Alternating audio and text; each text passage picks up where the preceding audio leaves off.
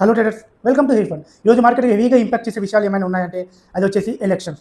ఈరోజు పాండిచ్చేరి, కేరళ, వెస్ట్ బెంగాల్, తమిళనాడు అలాగే అస్సాం ఈ 5 స్టేట్ యొక్క ఎలక్షన్స్ రిజల్ట్స్ అనేవి ఈ రోజు అనౌన్స్ చేయడం జరిగింది.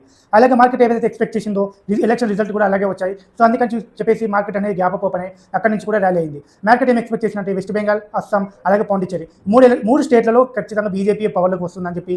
సో మెయిన్లీ వచ్చేసి వెస్ట్ బెంగాల్ ఈసారి ఖచ్చితంగా వెస్ట్ బెంగాల్ అనేది బీజేపీయే పవర్లోకి వచ్చి లీడ్ చేస్తుందని చెప్పి మార్కెట్ ఎక్స్పెక్ట్ చేసింది. సో మార్కెట్ ఎక్స్పెక్ట్ చేసినట్టే వెస్ట్ బెంగాల్లో బీజేపీ అనేది విక్టరీ సాధించింది. సో దీనివల్ల మార్కెట్ అనేది ఫస్ట్ హాఫ్లో చాలా బాగా పెరిగింది.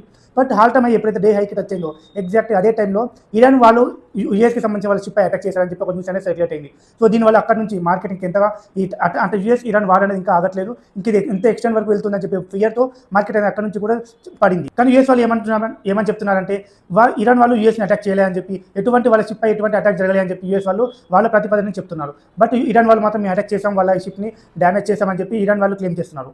సో ఇది ఎంతవరకు నిజమని చెప్పి ఇంకా అఫీషియల్గా ఎటువంటి క్లారిటీ అనేది లేదు.